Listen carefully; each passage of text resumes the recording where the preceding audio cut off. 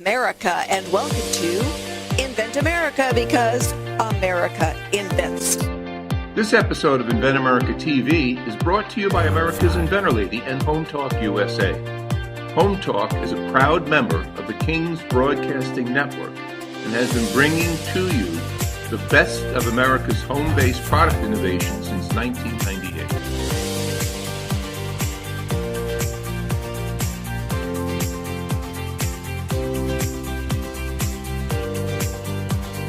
This segment of Invent America TV is brought to you by the law offices of R.P. Baraska. RPB law offices have been bringing corporate-level legal expertise to the independent inventor community for more than 20 years. For all your inventing legal needs, trust rpblawoffices.com. Welcome, America. That's right. We want to welcome all of our guests from the Home Talk USA show that's tuning in to the Invent America show. That's right, part of the Home Talk USA King Broadcasting family all across the nation right now, and all our terrestrial affiliates. That's right. This is a real radio show. That's right. Just want to make sure people understand, and we're almost the last one standing, to be honest with you. We're now celebrating our 29th year on the air, and as a matter of fact, we now hit another milestone. This is actually episode 1184 and counting. So we want to welcome all of you, because America invents. This is Invent America Radio, and now I'd like to welcome my partner in crime. She's known as the Inventor Lady herself, Miss Rita Crompton. Miss Rita, how you doing, darling? Hey there, how are you? It's getting to the point after 2.5 years, I kind of miss we don't talk during the week and everything, because, man, everything is exploding. Information is exploding. You're around the country, traveling, doing trade shows. I'm trying to, keep this thing going here. But, Rita, it's all about education and information. That's what we're trying to do right now. And so tell me what's going on since last week before we get into our subject matter. I know you just got back from ASD Market Week and you're trying to settle down a little bit. And I know it's kind of hard being like away for a whole week, you know what I mean? And then now everything is like crowding you, and I know the feeling, Rita. Well, we had 20 inventors there, 25 products. And when we get back, it's like, hitting the ground running and, trying to get everybody teed up for their next step. So everybody's got the next step to do. And whether it's, the next show that they're going to go to, fine tuning their intellectual property, how do they build the next better prototype? And so, yeah, everybody's got, kind of their assignments that we go through, and talking to folks is like, all right, I get back on Saturday about noon. I am not answering my phone on Sunday. But come Monday morning, man, it was, answering the phone and getting people on the right track. Yep. Just because, life keeps on going, and so do products. Well, and, let's try to tell my audience, this show is for them. It's not us. It's not the Inventor Lady. It's not the Cajun contractor. It's for our guests and our audience. They make the show. And they're so important, and these trade shows are so important to us because we have to go to them. This is where we get our topics. Really, how many I don't know what I'm trying to say, people contact us through ad agencies and PR firms. We want to get our client on the show. We want this, we want that. But I need to tell you, we just don't put anybody on. We have to have a certain criteria to do that. And the only way we can do that is to touch, feel, and hold at these shows, right? Where you actually see it and touch it and feel it. You understand? Absolutely. We learned so much at the shows. Everybody that went with us got feedback, which for a lot of them, that's critical. To get the ideas, people say, oh, did you think about doing it this way? Oh, what about this? Or somebody comes by and said, did you file anything international on your intellectual property? Yep. Whoa, some people hadn't even talked about that yet. Yep. There's time frames, there's different issues. Other times it's like, how fast can we get this manufactured? Yep. We had, one of the guys that was with us at the show stayed for the International Pizza Show. One of the biggest chains in America said, I need 70,000 a month. Yeah. Holy cow. Some people would be happy with 70,000 a year, but this guy wanted 70,000 a month. And it's like, well, okay, you got some serious next steps there on that.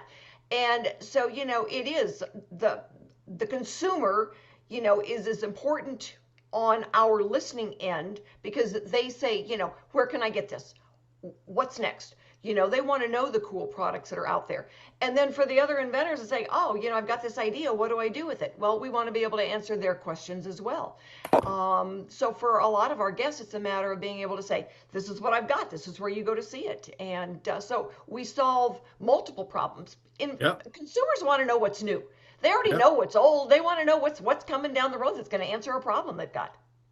Well, I need to tell you, I got to admit something here on the air is that, usually, and I won't tell anybody. Well, I want my audience to know. Yeah, I want my audience to know that, Rita, she sets the topic and the subject matter on Invent America because she should. And usually when I, get the subject matter, I pretty much know what she's going to talk about, obviously. But I need to tell you, Rita, you've got me dumbfounded on this topic matter. And when I got it, I said, I don't have a clue what she's going to say. And it's like, you want to talk about this surprise market.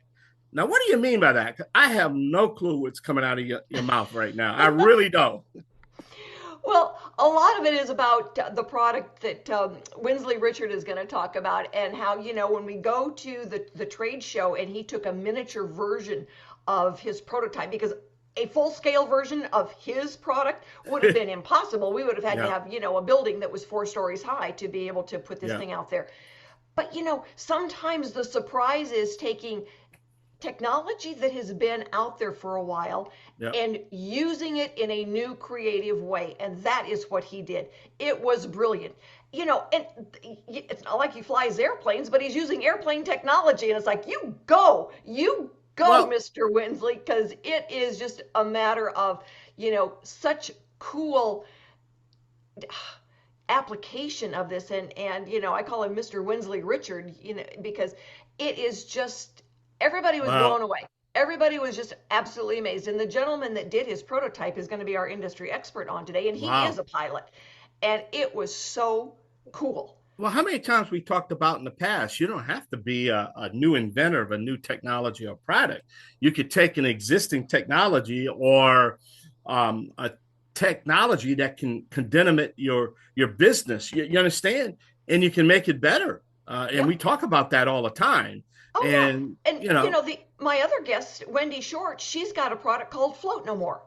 Yeah. Well, how often do especially women or children sit in a hot tub? It's like, go relax in the hot tub. Well, if you can't stay down in the water, you can't relax. Yeah. And that's the way I am. I am always fighting to stay in the pool. Otherwise, I float like an air mattress. And so, she's got this new technology. Surprise, it holds you in the water. How cool is that? Yep. Well, I tell you, Rita, it's the show that you put together this week is going to be amazing. I mean, our shows are amazing every week. Look at the ratings. I mean, we now have the #1 inventor show on the radio right now.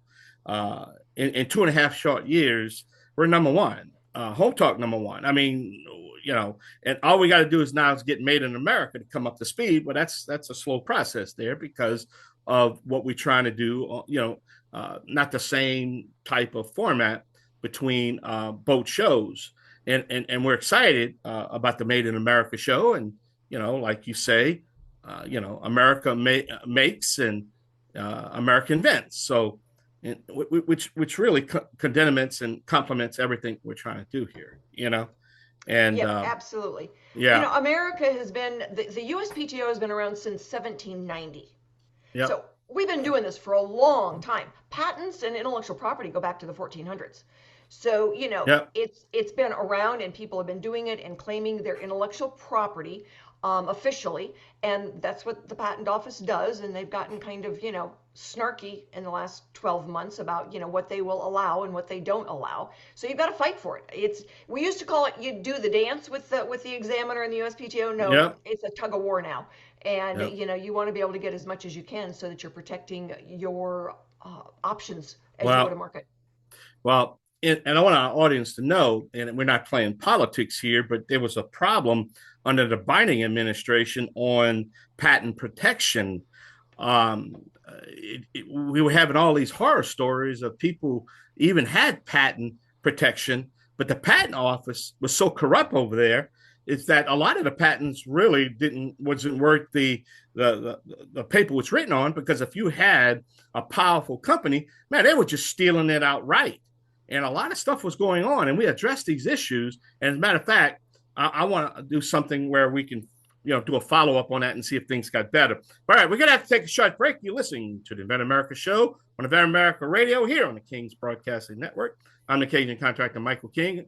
Rita Crompton. We'll be right back. This segment of Invent America TV is brought to you by SearchQuest Patent Search. SearchQuest provides for a comprehensive patent search that searches the entire world and not just the U.S. Patent Office. Make sure that before you spend those big bucks having a patent written, you've done your due diligence by getting a comprehensive patent search. Use SearchQuestPatents.com for all your patent search needs. They scour the world for you. That's right. That's the Yahee I've been waiting for. Everybody's texting me right now. Where's the Yahee at? Well, welcome back, everyone. This is the Invent America Show here on Invent America Radio on the King's Broadcasting Network, streaming live all across America on all of these terrestrial radio stations. Don't forget, all our shows are archived, and if you want to come back, just go to hometalkusa.com, Home Talk Info, and it will take you straight to Invent America. All our shows can be captured and re-listen if you happen to miss the live broadcast here on. All right. Now, can you introduce our next guest? I certainly can. It is with really, really a great pleasure that I introduce to you Wendi Short. She is the inventor of Float No More, and I have got one. I love it because you know what? When I would think I'm going to go relax in the hot tub and I've got to fight to stay in the water, all right, it doesn't seem like it's really relaxing. So Wendi, thank you so much for jumping in and saving us today. And tell everybody, what is Float No More? Well, Rita, it's always a pleasure. So, Float No More is a hot tub accessory that helps keep us relaxing and perfectly anchored in our hot tubs and not floating away from the jets.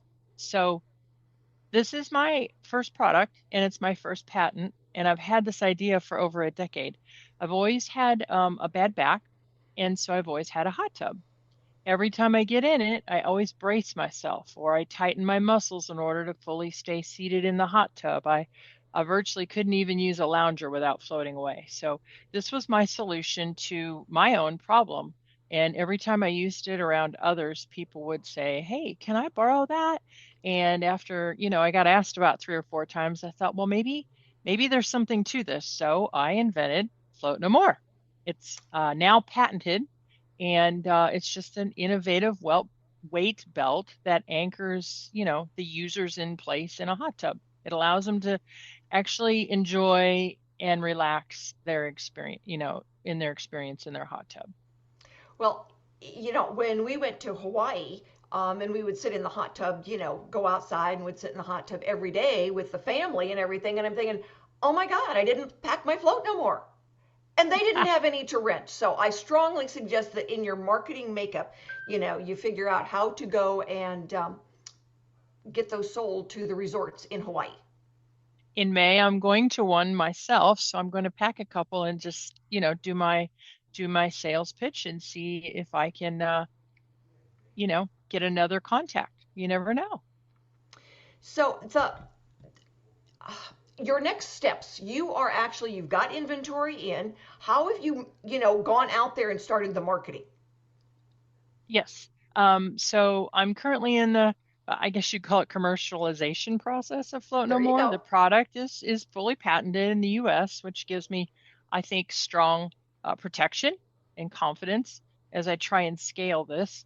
I've moved beyond the concept though, and I've secured placement in 2 hot tub companies as well as a retail location. So it's actively being sold in the market. And right now my focus is on expanding my distribution and kind of increasing that visibility, which is so important. I'm kind of exploring some additional retail partnerships. I'm going to take your advantage and try and contact some resorts. I'm planning to showcase my product at the Austin, Texas Home Show. So I've gotten information on that. That's going to happen in May. So I think that will be an amazing opportunity for me. I'll be able to reach a broader audience and maybe generate some new leads from there. And overall, I think I've transitioned from invention to early growth, and now I'm trying to build some momentum through strategic partnerships and kind of make my market exposure bigger. Well, you know what? We met 2 years ago We at did. ASD. Yes. You know, that was the first one that you went to. You had what, two prototypes to your name? That was it. And they were pretty And rough. I know. And it's like, and look now. Now you've got inventory, you're selling, you're in a grocery store chain. I am. I'm kind of excited. It's a small footprint, but you know, got to start somewhere. I got to have some sort of footing behind me if I'm ever going to move ahead. Absolutely, absolutely. And you know, it's got to be fun to walk into a store and see yourself on the shelf. It is. I'll have to send you my picture. There you go. There you go. You send it, we'll post it.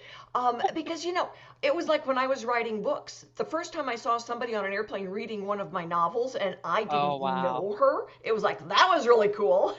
So I Yes. understand the feeling. Yes. I think the best thing for me right now, I mean, yes, it was really exciting when that first retailer said, "Yeah, we'll try some." All right. It's awesome. But you know what's cool is I actually am gaining several organic orders just from my website. And what's really neat is when I have an order and I go, I think I remember that name. And I go back and it's a second purchase. Oh, that's Yeah, cool. That I is like that. really cool. So, Yeah. what's next? I mean, where do you want to get to? Well, as I said, I'm building market presence, but my long-term goal is to license a product rather than scale it on my own. I think creating a strong value proposition is with licensing partners who already have the established distribution, the manufacturing is just going to be smarter for me than trying to scale it on my own at this point. So, tell everyone out there listening, where can they go and get Float No More? Sure. Real easy. My website is www.floatnomore.com.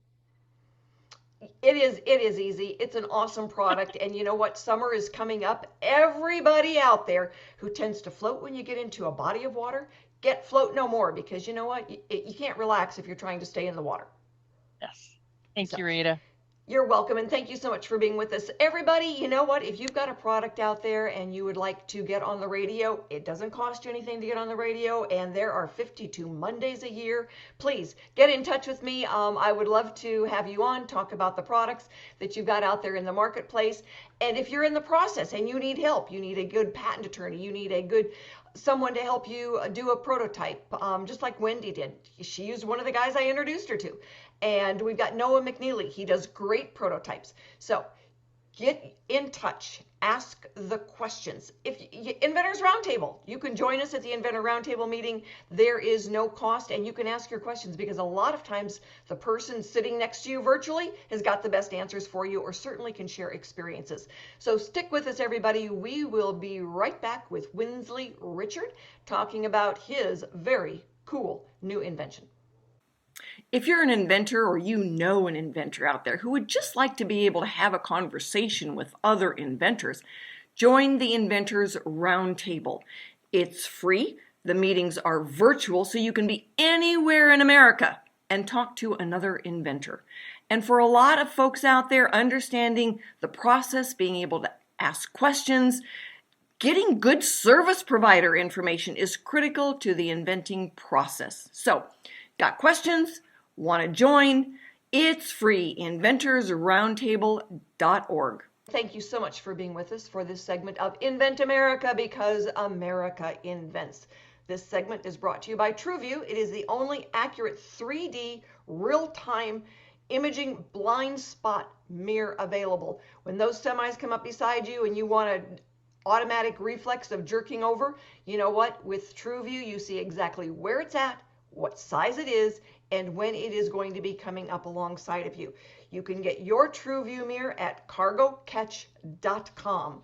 So my guest for this segment is Windsley Richard, and he had one of the most unique, incredible inventions at ASD Market Week. We had to do a miniature version of it. Windsley, tell everybody, what is SkyBridge? It literally is a SkyBridge, so, tell everybody what it is.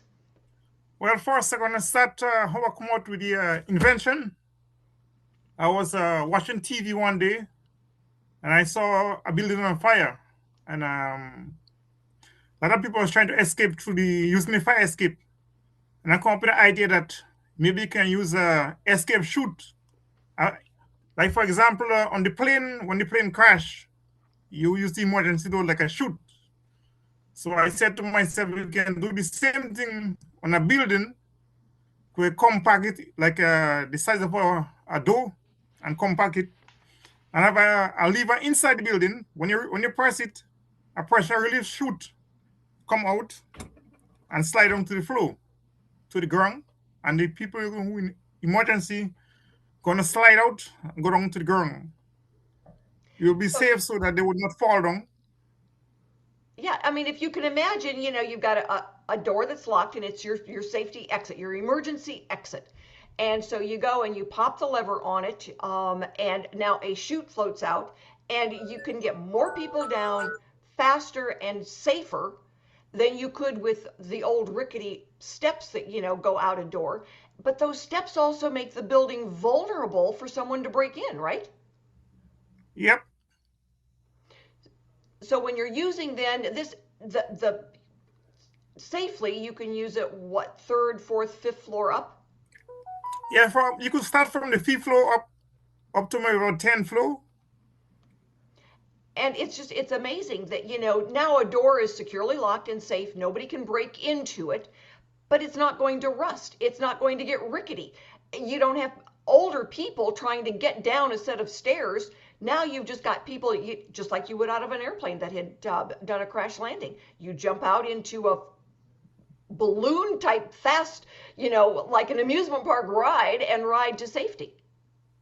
Yes, that's why I come up with the idea, because when I saw the TV news and I saw that the house on fire and a lot of people get trapped inside.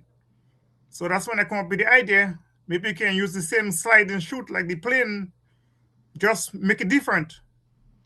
So when we took you to then ASD Market Week and you had a miniature version of it, it was easy to see it on top of the. Could you imagine if you had to build a full-size prototype to take to a show? I cannot imagine, because it would have been huge. It would have been huge. And while there would have been buildings there tall enough to, demonstrate it, it's like, oh, everybody come here. It's like the one gentleman, the product that we know about, the stopping a nosebleed. It's like, come here, let me punch you in the nose so I can show you how this thing works. Let me throw you out of building so you can see how this thing works. It was certainly a lot easier to see it when it's sitting on a tabletop. Yep.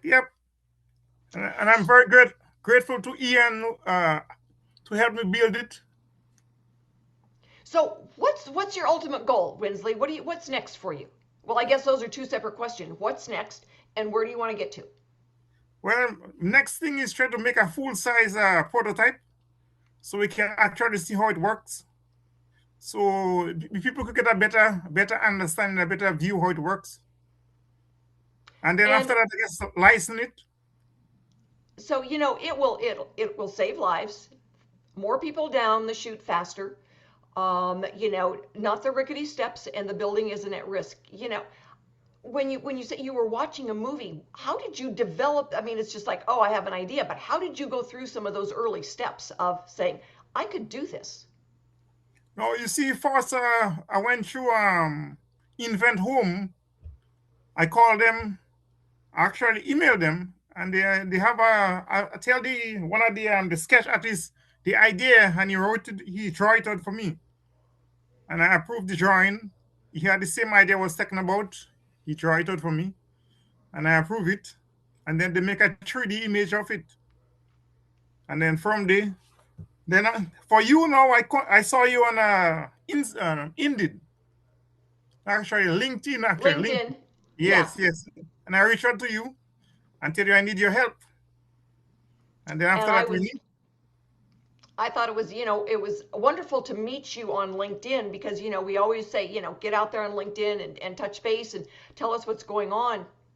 But the fact that you had something that was just really incredible, I was just excited to be able to help you and answer questions and get you teed up so that we can actually work on getting it licensed. Yep, I'm happy. I'm happy for all the help you gave to me. So and you're looking at then kind of building it out to do more than just the door, right? Yes, yes, yes. I have other ideas in store, but at a later time. Yep, it's interesting to, when you've got that initial idea and you kind of start getting out there and then you look at what else can it do? And that's like part of the surprise market is just, oh, I never really thought about this until you start really thinking and talking and seeing the evolution of your idea. Yes, yes. So you live in New York City, right? Yes, Brooklyn, New York. All right. And I would imagine you see a lot of buildings where this could be used. Yes, a lot of buildings. It's interesting, people out here where I live, and a lot of times, in the small rural towns, it's like, okay, but holy cow, I lived in Chicago for 16 years, certainly saw the need to have something like this. Security reasons, safety issues, rescue issues. The big cities really need this. Yes, definitely. So in your version of where it is, can it be put onto an existing building? They can tear down Yes. the yucky steps and put this in. Yeah, you just remove one of the windows because the windows is about the same height size as a door. Just removing one of the existing windows and put it in place. So very cool. And then it come compact. So it's gonna be like yeah, it's gonna be compact. So you just put it in the window. Yeah. Okay. All right. Go ahead. No, you're able to put it in the window, and then you punch a button, it slides out. It makes perfect sense. So then, the cool thing is that when you're looking at building a prototype, you don't have to have a prototype that is 7 stories high. You've got a prototype that fits in a window and punches out, and the slide then goes down the 7 stories, not a set of stairs. Yes. Yes. So it makes a lot more So sense. it's gonna it uses air pressure to blow it out. Very cool. And part So of that already when you exists. yes, they use the same. They use the same. I saw the same technology in on cruise ship. Like for any emergency, the cruise ship. I saw it on cruise ship. I saw it like on the plane. But only thing with the plane is not that high, so it's not covering.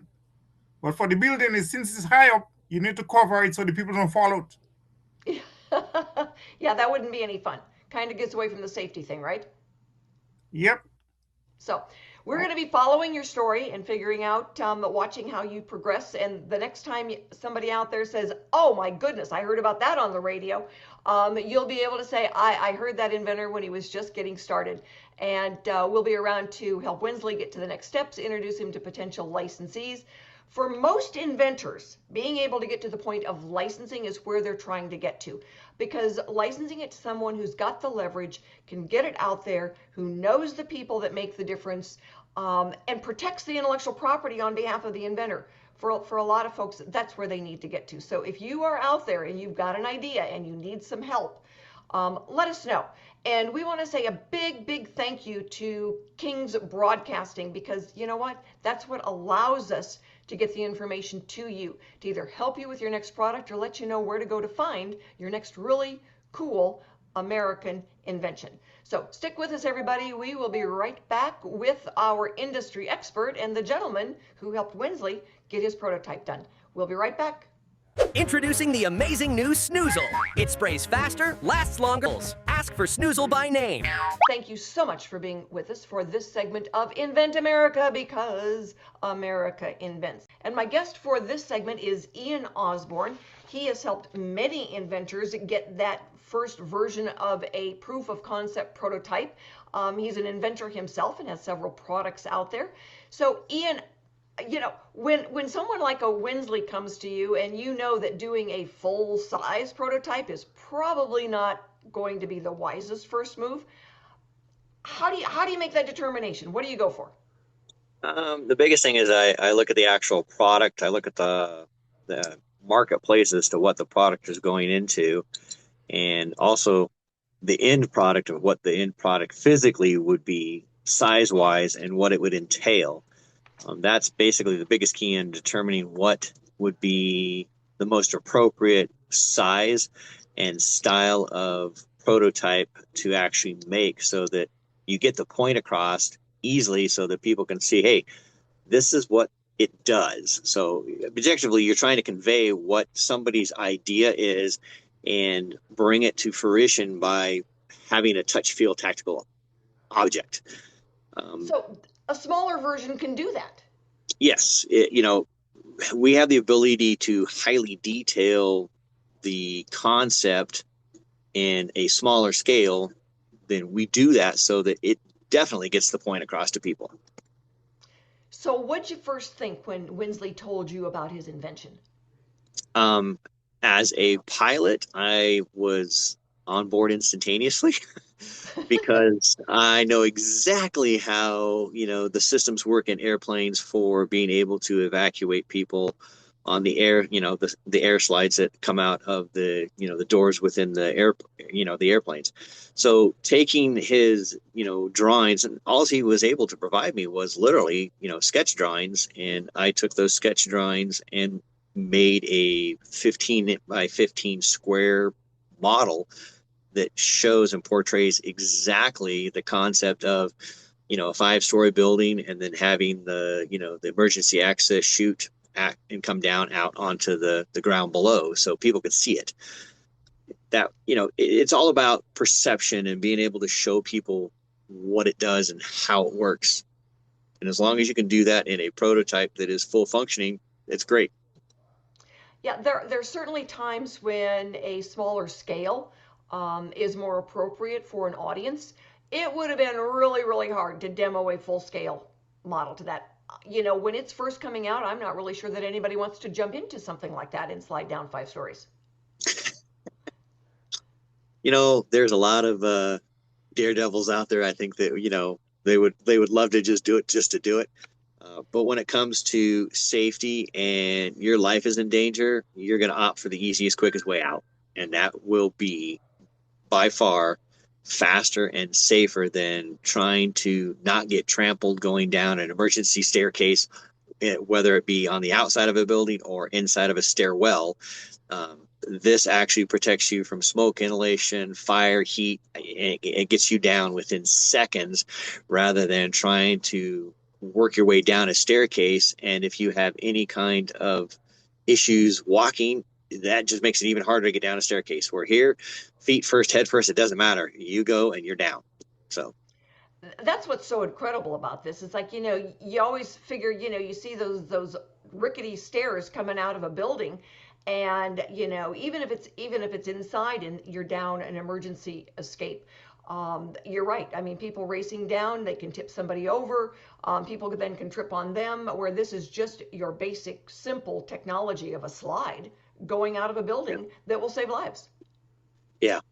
Very quick, very efficient. In the whole concept of it is it takes up little to no space, and you're just basically retrofitting. I mean, you could put it in new builds and you could do it in retrofits. You're literally just taking a hallway window and replacing the casing with this particular product's pre-cased box, call it like a door frame, and you just slide this in and it's ready to go. You tie it into the existing fire alarm system. It has safety overrides designed into it where it cannot be triggered unless a certain amount of parameters are hit. And once those parameters are in effect, then the safety mechanism allows it to be, exploded and out and turns into a slide. So it's very well thought out process. Well, one of the things that I thought was so cool is that, those stairwells going up into a building on the different floors really put the building at risk of people breaking in. Yeah, I mean, emergency access or just an exit way that it's typically not keyed, not watched via security camera. It's just a door, and then you have like where Windsley lives in New York, a lot of the buildings, they're external fire escapes. And I know it's the jobs of the powers that be to make sure that those fire escapes on the external sides of buildings are safe, but I still wonder with today's age of people, how much can that building fire escape handle the load of people tromping down in a hurry when the buildings are 40 and 50 years old? How well do those stanchions actually hold in the side of a building? Inside of a stairwell, it's a different story. You're just in a stairwell, and now you're just herding people like cattle down as fast as you can. Right, So. right. Well, it'll be interesting to see what happens with that. Thanks, everyone, for joining us today. We will be back next week with more stories on getting products from mind to market. We will have new inventors and industry experts. So join us and have a wonderful week.